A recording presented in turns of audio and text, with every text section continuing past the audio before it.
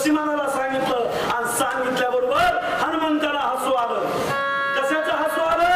अरे हे तर दीन म्हणजे गरीब दोन मानव आहेत आणि हे दोन मानव असताना माझे स्वामी कस काय?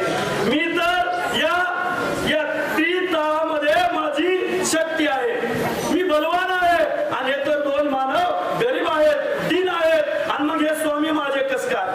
मला तर हे सांगितलंय हिने तर माझी कसोटी वळकिलेली आहे, मग हे स्वामी माझे कस काय?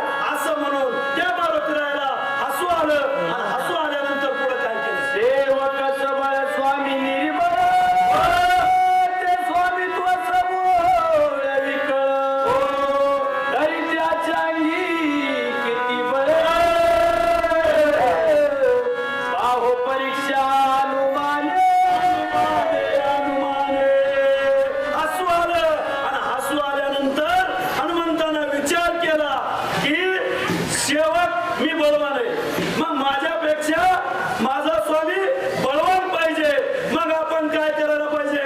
आता आपल्या स्वामीची परीक्षा घ्यायला पाहिजे असं त्या मारुतीरायानं विचार केला आणि विचार करून पुढे काय करू लागला? माझ्या स्वामित्वाच्या होयाची पुरुषार्थ शाल वृक्ष घेऊन हाता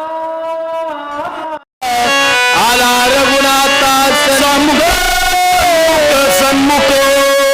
काय केलं हनुमंतानं? आपल्या स्वामीचं बळ बघण्यासाठी विचार केला आणि विचार करून लगेच तात्काळ एक वृक्ष हातामध्ये घेतला आणि घेऊन रामाच्या समोर येऊन उभा राहिले आणि राहून रामाला काय म्हणू लागले?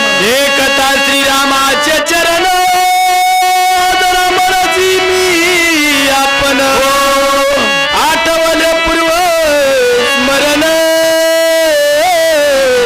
जन्म मरण मज नाही मन नाही.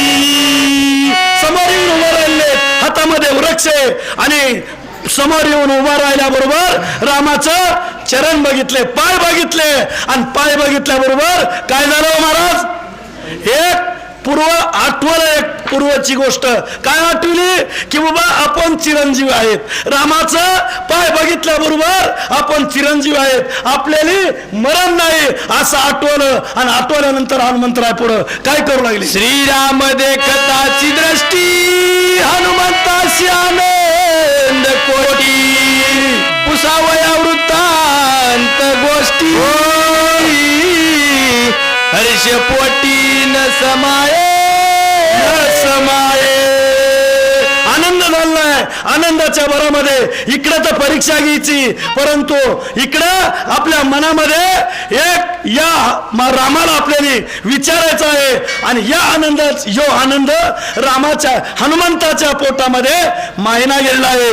आपल्याला सर्व वृत्तांत या रामाला विचारायचं आहे, आपला गुरु आहे आणि जो आनंद त्या हनुमंताला मायना. आणि मग हनुमंत पुढं काय करू लागले? तुम्ही दोघे कैसे कोण येथे यावया काय कारण समूळ न सांगता जाण गाय प्राण घेही दादासाहेब महाराज मुंबई, सूचक रामू महाराज मुंबई. असं आणि हे विचार केला आणि विचार करून हनुमंतराय विचारायला सुरुवात केली. ए बाबा हो, तुम्ही दोघ जण या ठिकाणी नेमकं कोण आहेत, कशासाठी आला आहेत, काय कारण आहे? आणि जर नाही सांगितलं, सर्व वृत्तांत जर तुम्ही नाही सांगितलं तर काय करीन? एकाच गायानं तुम्हाला दोघाला मारल्याशिवाय राहणार नाही असं त्या ठिकाणी हनुमंतराय म्हणले. आणि म्हणल्यानंतर प्रभू रामचंद्र आणि लक्ष्मण काय करू लागले? प्रभू रामचंद्र भगवान की जय.